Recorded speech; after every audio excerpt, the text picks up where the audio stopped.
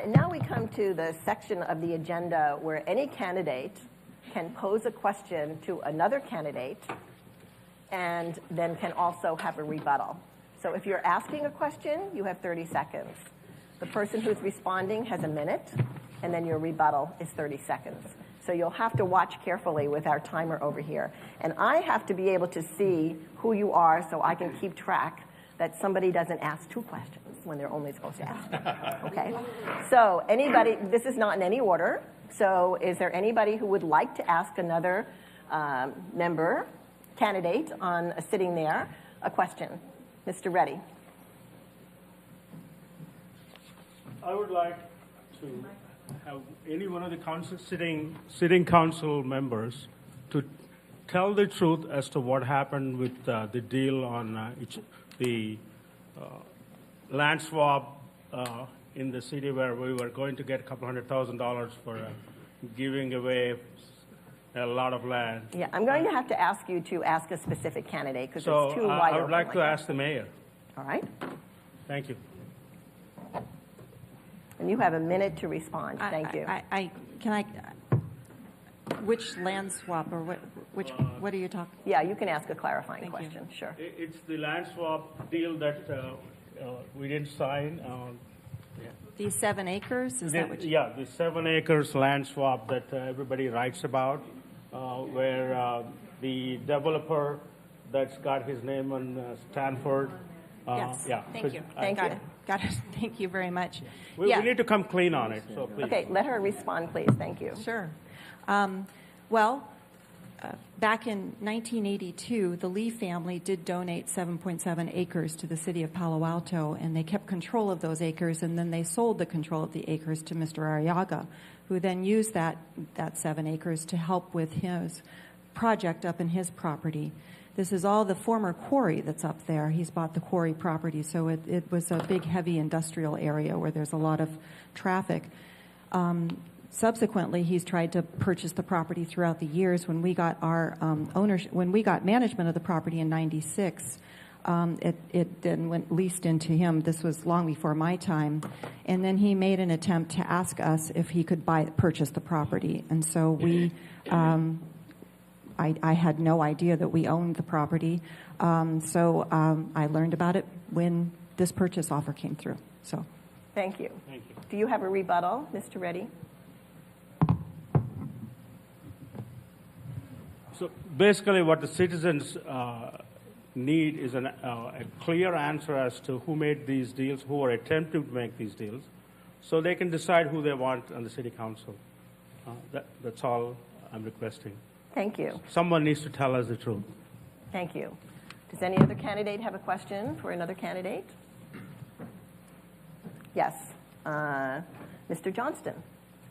So I have a question for Greg Sharp. Okay. Yeah.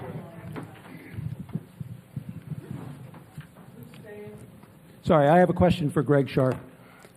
Greg, you've been on the council for 5 years. I'm not sure how many, but there's been quite a lot of commercial development downtown during that 5 years. And my question for you is, did you vote in favor of those projects? Well, we have a downtown development cap that's roughly 350,000 more. It's been there 20 years ago. We put it in. We have on a base of 3.5 million square feet. It's been about 10%. Can't hear me. It's been about 10%. There has not been that much development that's actually gone in downtown. So the only project that I voted for that was a PC project downtown was the Lytton Gateway project. And the Lytton Gateway project actually has traffic demand project management. It will be fully parked, and in fact, it'll make parking better because it is fully parked, and it is putting $2 million towards a garage. And when we do our infrastructure, which we're working on, we'll have a new parking garage, and that provides the seed money for it. Did we? Thank you. And do you have a rebuttal? Well, very briefly, I would like to see us move forward, but move forward particularly with additional housing, a broader spectrum of affordable housing in Palo Alto rather than commercial development. Thank you. Does any other candidate have a question? Ms. Shepard? I'm going to jump right back in here with AC. And who are you asking the question of? AC. And the planned community zoning is what we were just talking about here, and I wanted to get your ideas of what you think needs to be changed. That's coming to council soon, and I would like to hear what you think is flawed about it and maybe how you would change it. Thank you. Well, I think that while I would not totally throw out the whole concept of planned community zoning, I would use it very rarely. And I think that we have to be very clear that whenever we are going to grant variances from zoning, and we ensure that there are real public benefits that are delivered to the community in return for getting that variance, and that we make sure that we actually get the benefits that have been promised to us. Thank you. Do you have a rebuttal? Well, just that I still think that that's not giving enough security to the PC process as we know it today, and so I really would like to see personally, I was hoping to hear, a citizens committee or something to vet all of the PCs that we have in the past and see whether we get to move forward. So I would Thank you. Any other candidate with a question? Number 1, 2, 3, Mr. Wolbach. Thank you. And who would you like to ask a question of? My name is Corey Wolbach. I'd like to ask a question of my former high school teacher, Mr. John Frederick. Mr. Frederick. And now I get to quiz you. Already got a name. We're facing potentially the largest displacement of people in our community in history at Buena Vista, that mobile home park, which may be closing. What do you think should be done? Thank you, Corey. I think that's an excellent question about a very pressing issue. I feel that the Buena Vista site is very appropriate for the type of density and income service that it now has. And I noticed an interesting thing in the housing element that's now before the council, and it's sort of the front runner in the comprehensive plan, and that was the affordable housing overlay. Instead of a PC, because the construction would be specifically aimed at affordability, the city could work in partnership, perhaps a request for proposal, and come up with a plan that not only dealt with the problem, but maybe increased the density slightly from the RM15 that is currently there. Thank you. Do you have a rebuttal? Although we're not on a slate, I look forward to working with Mr. Frederick as we move forward and as the city takes hopefully more of a leadership role in allowing those residents and other low-income and even middle-income residents to remain in Palo Alto as housing becomes so much more inaccessibly expensive. Thank you. Any other candidate with a question? Mr. Weiss. And who would you like to ask a question of? I would like to ask a question of our most recent former mayor and current council member and incumbent, Mr. Gregory Scharf. And I attended from afar a special event at 250 Hamilton about 6 months ago. And it was a benefit event, I guess, for a department at Stanford, an NGO. And it had a private element and a public element. I attended the public element. And I was noticing you made a speech, and the speech was about the Reverend Dr. Martin Luther King Jr., and I was just wondering, as someone born in South Africa and who came here in your school days, I thought you kind of missed an opportunity to compare those two important figures, and I thought I'd give you a second chance to, could you tell us your impressions of Martin Luther King relative to Nelson Mandela, please? Sure. Yes, I mean, Nelson Mandela was the father of South Africa. Martin Luther King was the father of the civil rights movement. I mean, I think they're both fantastic people, and I think they were both fantastic. And Nelson Mandela in particular, is saintly and spends all that time in jail, comes out, and frankly brings his country together. I would definitely say he's someone I admire and look up to. The same with Dr. King, and I was very honored to be able to do the Martin Luther King event. It was a touching moment for me, frankly, and I really appreciated the opportunity. Thank you. Do you have a rebuttal? How long is the rebuttal? 30 seconds. I could talk for 30 minutes on 30 MLK and seconds. Nelson Mandela. I was a concert promoter. I put on 150 events at Coverly. I'm very influenced by a mentor of mine named Danny Scher, who in 1968 brought Thelonious Monk to Palo Alto High. And it was just weeks after Martin Luther King in 68 had been assassinated. And it's been written about by scholars as a groundbreaking event for Palo Alto cultural history and honors Mr. King's passing and an important jazz musician. So Thank you. I'm going to step in here for a minute. Mr. Sharp has now answered 2 questions, so future questions should be directed to other candidates. And Mr. Reddy, you've already asked 1, so I'm going to try to rotate around and then see who else wants to ask a question. So, Mr. Filseth, who would you like to ask a question of?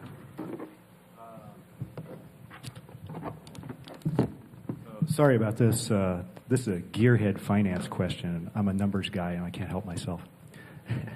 So I have a question for the mayor. Ms. Mayor, as part of the new $126 million infrastructure project that includes the new public safety building, we are going to borrow $64 million using a debt instrument called a COP, Certificate of Participation. A COP is like a bond issue with 2 differences. It doesn't require voter approval, and the interest rate is significantly higher than a bond, typically 1% to 3%.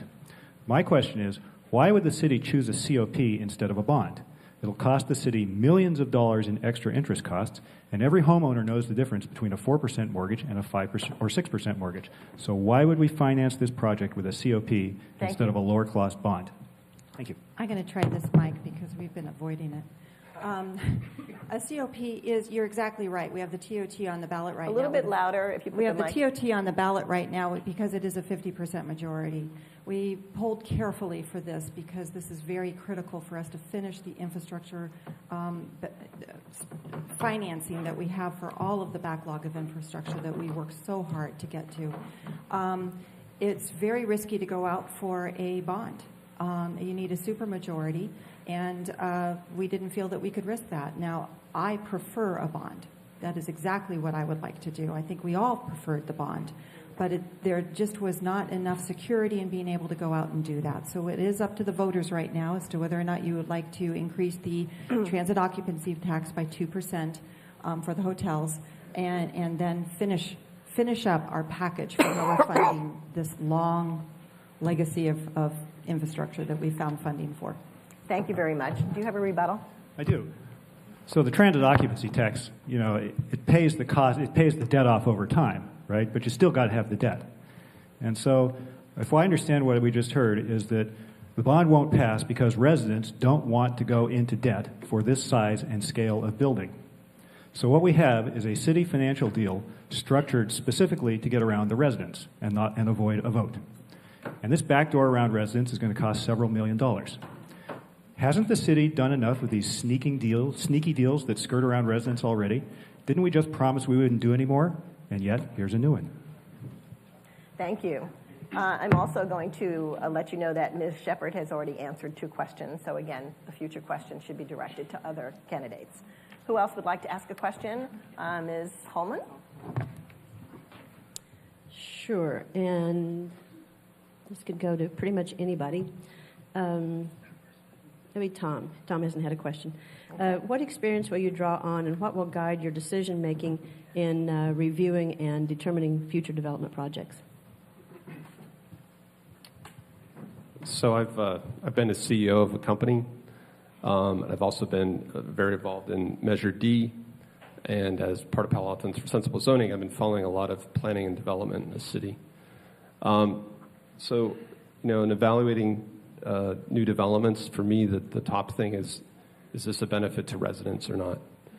But I also have the data background and the ability to dive into detail to really understand the complexities and the trade-offs that a lot of these developments entail. Thank you. And Ms. Holman, give a rebuttal. Just quickly, we also have guiding documents such as comprehensive plan and zoning ordinance. And speaking of data, we also have environmental impact reports that we'd be using also in reviewing projects. Thank you. Any other candidates besides Mr. Reddy? Oh, Mr. Boyes. Du Bois. I have a question for Mark. So the civil grand jury found that we could have done better on 27 University and the acres of parkland. Do you think the council's response was sufficient?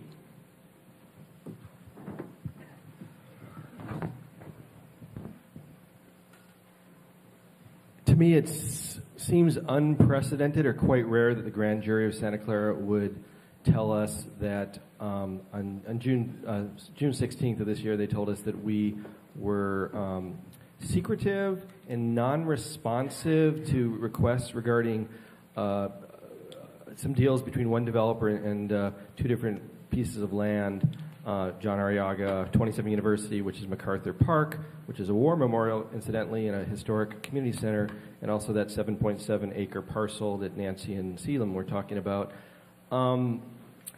I'm still quite concerned about that. Is this the tip of the iceberg? Is this an isolated set of two projects? I am a little bit concerned that developers, especially the uber powerful 1% type developers, have it too easy. We don't vet their projects. They sort of have their way with us, so to speak. I think we've engendered... Thank you. I could keep talking for hours on this. Yeah. Thank you. Any other candidate? Okay, I'm sorry, rebuttal. I'm sorry. So I thought the apology was a little initially pretty tepid. And again, I think we got to work very hard to restore trust and really look at our processes, how we can involve the community, make sure we're hearing what residents are concerned about, and that we do everything in open unless it has to be behind closed doors legally. Thank you. Any other candidate with a question? Mr. Scharf.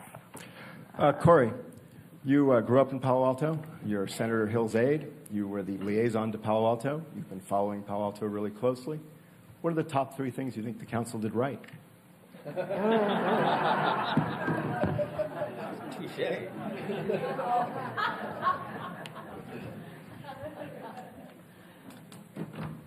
Does my time start when I start talking? Or? Right. Thank you.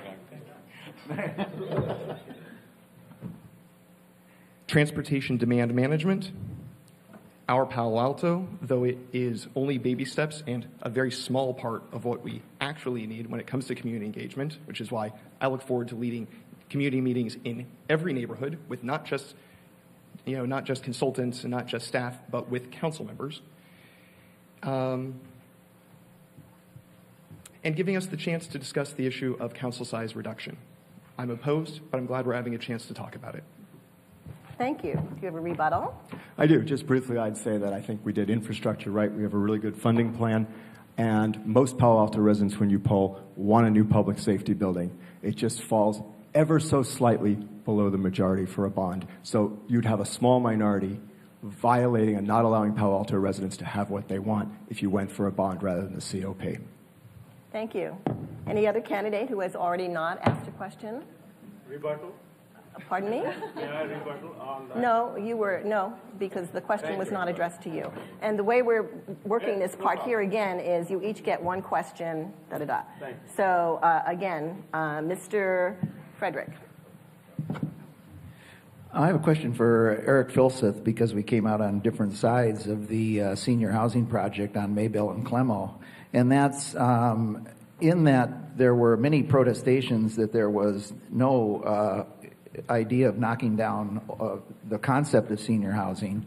Where would you put senior housing and when and how? How long do I have? A minute? You have a minute. I think there's really two questions involved in that. And one is, there's two much larger questions for that. One is, how much housing do we need in Palo Alto? Okay? And the other is, where should it go to? Right? And I think the question of how much do we need in Palo Alto, clearly it's not zero. Clearly it's not infinite. I think the city needs to get a very, very deliberate about answering that question, because otherwise we're going to have it stuffed on us by ABAG. In terms of who should get it, I think seniors ought to have a priority for it, particularly seniors that already live in Palo Alto and want to downsize. I think we should do it in such a way that it benefits the community. So people that, as you mentioned, seniors that want to downsize and live here, I think that's part of it. People who have jobs here, right? I think that's part of it. People, I'd love to see more of the city's staff work in Palo Alto. Right? Today, something like 7% does or something like that. But I think we need to get very, very deliberate about housing and choose and try to choose housing that's going to intelligently benefit the community. Okay? Thank you. And is there a rebuttal for that? That was pretty good on the what, but not too good on the how, when, and where. I think what we need to do is to actually prioritize this, and especially on some of these bigger parcels, get the city more involved from the outset, get the elements of the community that are opposed to it more involved on the outset, not at the end in a referendum type situation, and also deal with it in tandem with traffic. The situation of traffic on Arastradero should have been dealt with the Clemo and Maybell project, and there was no attempt to do that. Thank you. I just have two candidates who haven't asked questions, and if you're not interested, we can move on to the questions from the audience, and that would be you, Ms. Koo, and Mr. Douglas. So, Ms. Koo, are you interested in asking someone a question? Yes, please. Okay. I'd like to ask Mr. Friedrich. This is a question about the 2013 Measure D referendum. It is a highly contentious debate. What went wrong and what would you do differently? I'm interested to hear how you view the different perspectives of the various parties. This is the Maybell project again. Well, to begin with, it would have been difficult for anything to have happened if the two planning commissioners in the 11th hour hadn't said, where are the people from the neighborhood? They should have been there more from the beginning. In addition, I thought the issue of Arastradero Road and whether the single lane was working for the 10,000 cars that come down Arastradero every day needed to be discussed more fully. And then I thought there would have been a chance for more engagement at the Barron Park Association level and with the neighbors before it came to the referendum, which was kind of ended up at Donnybrook in a low turnout election. 30%, less than 30% of the people voted in a 56 to 44 difference. So I think the process did not serve the needs for affordable housing very well. Thank you. Do you have a rebuttal? The reason Measure D was defeated was because many of the same problems had occurred so often, over so much time, over so much of the town. There were just too many people who just said no more. Thank you. And Mr. Douglas, do you have a question? No. All right.